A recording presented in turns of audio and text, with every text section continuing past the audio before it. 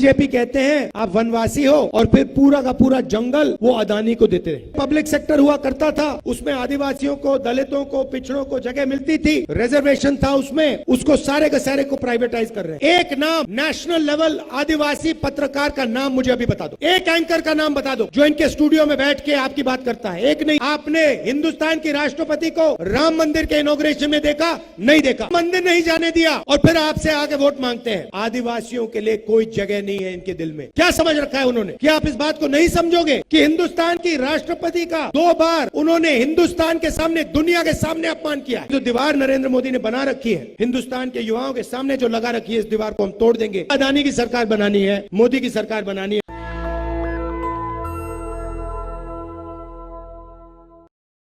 ये चुनाव जो है, ये पहला चुनाव है जहां इंडिया गठबंधन संविधान की रक्षा कर रहा है, इस किताब की रक्षा कर रहा है, और बीजेपी संविधान पर आक्रमण कर रहे हैं। खुलकर उनके नेता कह रहे हैं कि वो संविधान को खत्म कर देंगे, रद्द कर देंगे, फेंक देंगे। तो चुनाव में यही लड़ाई है।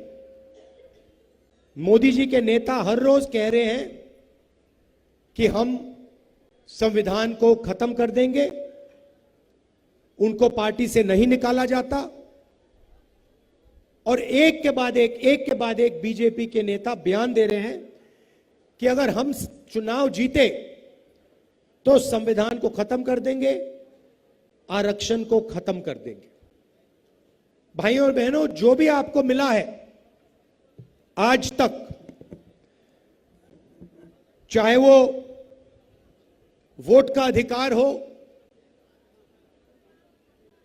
जमीन, जल जंगल, आरक्षण, रोजगार, शिक्षा, जो भी आपको मिला है वो आपको संविधान ने दिया है। इसके बिना देश के आदिवासी, दलित, पिछड़े वर्ग के लोग कहीं नहीं रहेंगे। तो यही सबसे जरूरी लड़ाई है। चंपा सोरेन जी, हेमंत सोरेन जी, मैं, कांग्रेस पार्टी के सब नेता एक साथ संविधान की रक्षा कर रहे हैं, आरक्षण की रक्षा कर रहे हैं, पब्लिक सेक्टर की रक्षा कर रहे हैं, और बीजेपी के लोग इस पर आक्रमण कर रहे हैं, इसको खत्म करने की कोशिश कर रहे हैं। तो हम सबको मिलकर संविधान की रक्षा करनी है। पहली बात यह है, बीजेपी के लोग आदिवासियों को वनवासी कहते हैं। आदिवासी हम कहते हैं, गर्व से कहते हैं, आदिवासी का मतलब वो लोग जो हिंदुस्तान के, इस धरती के पहले मालिक थे। मतलब सबसे पहले यहां पे इस जमीन पर आदिवासी लोग रहते थे। ये जमीन जो है, ये जंगल, ये जल उनका हुआ करता था। आदिवासी शब्द का मतलब यह भी है कि जो पहले मालिक थे उनको जमीन पर, जल पर, जंगल पर अधिकार मिलना चाहिए, और शिक्षा में, स्वास्थ्य में, विकास में, सरकार को चलाने में उनकी भागीदारी होनी चाहिए। अब बीजेपी के लोग कहते हैं नहीं, आप आदिवासी नहीं हो, आपका नाम आदिवासी नहीं है, आपका नाम वनवासी है। ये बीजेपी के लोग 24 घंटा बोलते रहते हैं। वनवासी का मतलब वो लोग जो जंगल में रहते हैं। बीजेपी ने आपको यह नाम इसलिए दिया है क्योंकि वो आपको अधिकार नहीं देना चाहते हैं। वो आपको हक नहीं देना चाहते, वो आपको भागीदारी नहीं देना चाहते। इसीलिए 24 घंटा वो आपको वनवासी कहते रहते हैं। आप वनवासी नहीं हो, आप आदिवासी हो, आप हिंदुस्तान के पहले मालिक हो। ये जमीन आपकी थी, ये जल आपका था, ये जंगल आपका था। ये साफ मैं कहना चाहता हूं। और हिंदुस्तान में आपको भागीदारी मिलनी चाहिए। आपके बच्चों को इंजीनियर, डॉक्टर, लॉयर बनना चाहिए। बिजनेस में, कॉर्पोरेट इंडिया में आपको जगह मिलनी चाहिए। ऐसा ही हिंदुस्तान हमें चाहिए। बीजेपी कहते हैं आप वनवासी हो और फिर पूरा का पूरा जंगल वो अदानी को देते रहे। 24 घंटा अदानी के हवाले वो जंगल करते रहते हैं, जंगल देते रहते हैं। आप ही सोचिए इन्होंने आपको ये नाम क्यों दिया। एक तरफ आपको कहते हैं आप वनवासी हो, दूसरे तरफ वन को, जंगल को खत्म कर रहे हैं। जब जंगल खत्म हो जाएगा आपसे कहेंगे देखिए आप तो वनवासी थे, अब तो वन है ही नहीं, तो आपकी कोई जगह ही नहीं है। अब आप जाके दूसरे प्रदेशों में मजदूरी करो, दूसरे लोगों के गुलाम बनो। आपको हम कोई अधिकार नहीं देना चाहते। यह है उनका लक्ष्य। और भाइयों और बहनों, जो भी वो करते हैं अरबपतियों के लिए करते हैं। उनके 22-25 मित्र हैं, अदानी, अंबानी जैसे। उन्हीं के लिए पूरा का पूरा काम होता है। जमीन उनकी, जंगल उनका, मीडिया उनका, इंफ्रास्ट्रक्चर उनका, सड़कें उनकी, पुल उनके, पेट्रोल उनका, सारा का सारा उनका। पहले पब्लिक सेक्टर हुआ करता था, उसमें आदिवासियों को, दलितों को, पिछड़ों को जगह मिलती थी, रिजर्वेशन था उसमें। उसको सारे के सारे को प्राइवेटाइज कर रहे हैं और खुलकर कह रहे हैं कि हम रेलवे को भी प्राइवेटाइज कर देंगे। यह आपकी पूंजी है, यह पब्लिक सेक्टर आपकी पूंजी है, रेलवे आपकी पूंजी है, ये सड़कें, ये पुल ये आपके हैं, ये अदानी के नहीं है। और पूरा का पूरा वो उनको देते रहते 24 घंटा। आप ही मुझे बताइए, ये मीडिया के लोग खड़े हैं, ये कभी आदिवासियों की बात करते हैं? कभी करते हैं? कभी नहीं करेंगे। ये आपके हैं ही नहीं, ये अरबपतियों के हैं, ये उनका काम करते हैं। ये अंबानी जी की शादी दिखा देंगे आपको 24 घंटा। मगर आदिवासी मर जाए, दब जाए, कुचल जाए, हाथ जोड़े, कभी नहीं दिखेगा मीडिया पे आपको। क्यों? मीडिया में आपका कोई है ही नहीं। पत्रकारों को देखिए, मुझे एक बता दो नाम, एक नाम नेशनल लेवल आदिवासी पत्रकार का नाम मुझे अभी बता दो। एक एंकर का नाम बता दो जो इनके स्टूडियो में बैठ के आपकी बात करता है। एक नहीं है। हिंदुस्तान की 200 सबसे बड़ी कंपनियों की लिस्ट निकालो, उनके मालिकों की लिस्ट निकालो, उसमें आपका कोई आदमी नहीं है। एक आदिवासी नहीं मिलेगा। पब्लिक सेक्टर में थे, उसको खत्म कर दिया। तो इन्होंने 22 लोगों के लिए काम किया है, 22 अरबपति बनाए। अब हमने डिसाइड कर लिया, निर्णय ले लिया है, अगर ये 22 अरबपति बनाएंगे, हम करोड़ों लाखपति बनाने जा रहे हैं।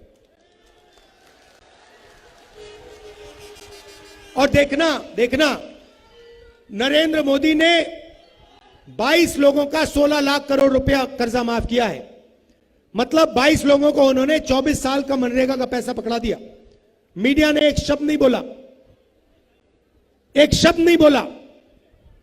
और जैसे ही आप देखना, जैसे ही इंडिया की गठबंधन की सरकार गरीबों को पैसा देगी, मीडिया कहेगी देखो देखो गरीबों की आदत बिगाड़ रहे हैं।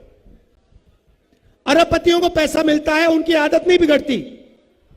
किसान को पैसा मिलता है तो आदत बिगड़ती है, मजदूर को पैसा मिलता है तो आदत बिगड़ती है। पहले ही कहते थे मनरेगा, देखो मनरेगा कितनी खराब योजना है, इसमें मजदूरों की आदत बिगाड़ रहे हैं।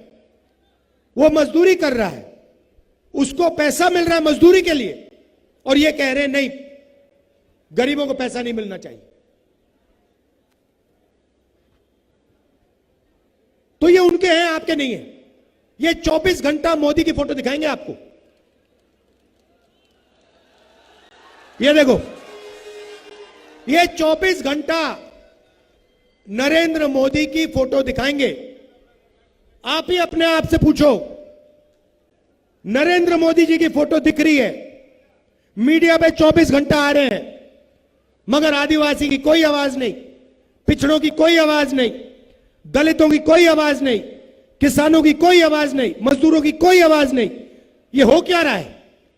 मीडिया में अदानी जी दिखते हैं, अंबानी जी दिखते हैं, मोदी दिखते हैं, गरीब कोई नहीं दिखता। नरेंद्र मोदी जी ने राम मंदिर का उद्घाटन किया। नरेंद्र मोदी जी ने नए पार्लियामेंट बिल्डिंग का उद्घाटन किया, धूमधाम से किया। सारे के सारे मीडिया दिखा रहे थे नई पार्लियामेंट बिल्डिंग, चमकती हुई पार्लियामेंट बिल्डिंग। राष्ट्रपति आदिवासी है। आपने हिंदुस्तान की राष्ट्रपति को पार्लियामेंट हाउस में देखा? नहीं देखा। आपने हिंदुस्तान की राष्ट्रपति को राम मंदिर के इनॉग्रेशन में देखा? नहीं देखा। क्योंकि आदिवासियों के लिए कोई जगह नहीं है इनके दिल में। ये आपका इस्तेमाल करना चाहते हैं, मगर इनके दिल में आपके लिए कोई जगह नहीं है। कहते हैं कि हमने आदिवासी राष्ट्रपति बनाया।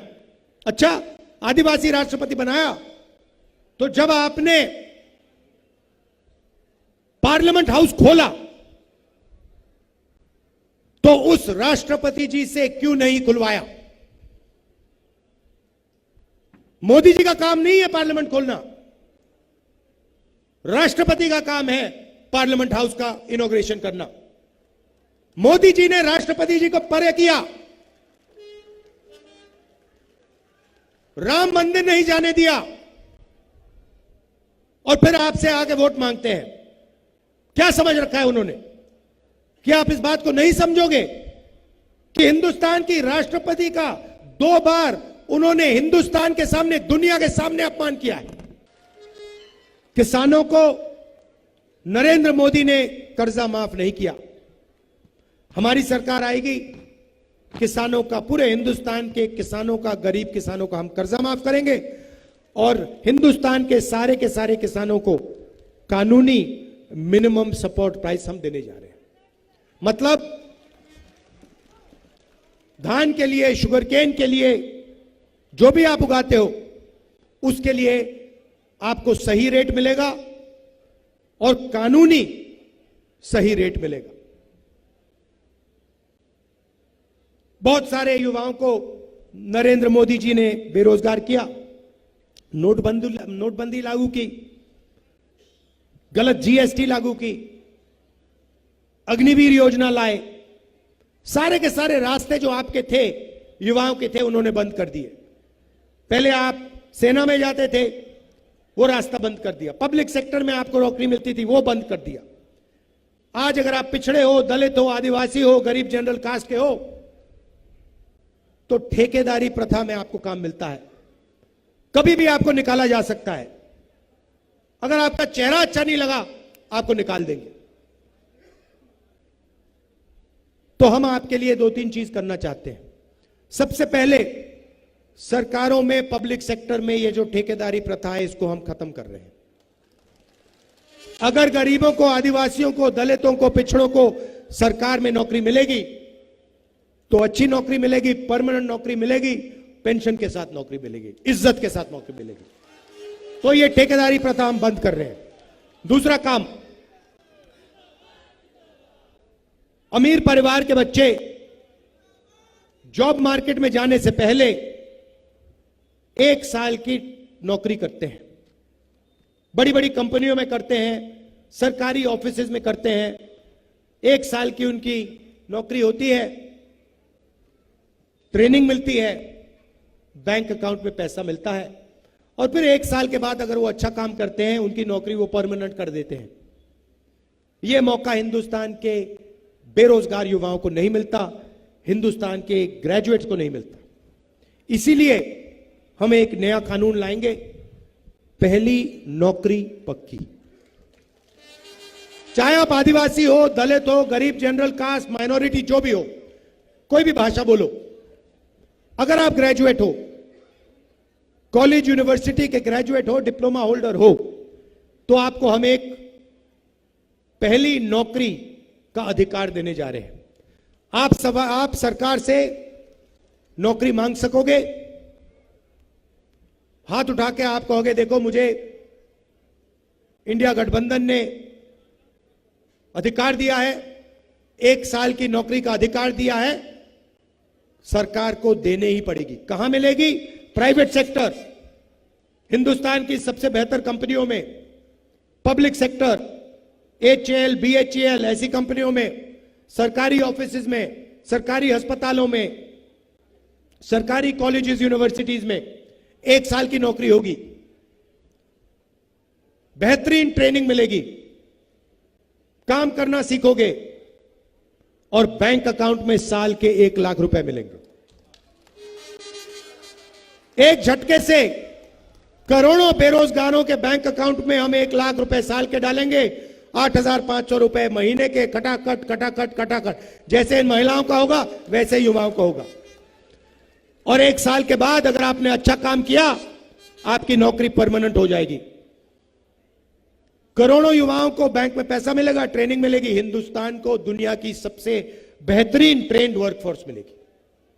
और ये जो दीवार नरेंद्र मोदी ने बना रखी है हिंदुस्तान के युवाओं के सामने, जो लगा रखी है, इस दीवार को हम तोड़ देंगे, आपको रोजगार मिलना शुरू हो जाएगा। अग्निवीर योजना को हम खत्म कर रहे हैं। हम नहीं चाहते कि 2 तरीके के शहीद हों। अगर हिंदुस्तान की सेना में कोई लड़ेगा, शहीद होगा, तो दोनों को शहीद का दर्जा मिलेगा, दोनों को पेंशन मिलेगी, दोनों के परिवारों की रक्षा होगी। इसलिए अग्निवीर योजना को हम रद्द कर रहे हैं। ये योजना आर्मी ने नहीं बनाई है, ये नरेंद्र मोदी की योजना है, उनकी ऑफिस की योजना है, इसको हम खत्म कर रहे हैं।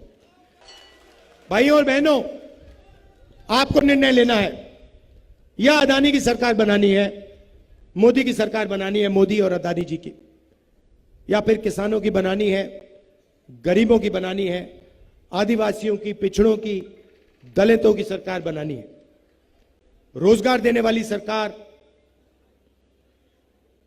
करोड़ों लाखपति बनाने वाली सरकार बनाइए।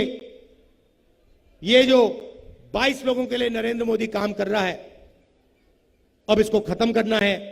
नेशनल दस्तक की आपसे गुजारिश है कि अगर इसको बचाना चाहते हैं तो नेशनल दस्तक को सब्सक्राइब करने के लिए रेड कलर के सब्सक्राइब बटन को दबाएं, फिर बेल आइकन की घंटी दबाएं। नेशनल दस्तक को बचाने के लिए बहुत जरूरी है कि हर खबर को शेयर करें, लाइक करें, कमेंट जरूर करें।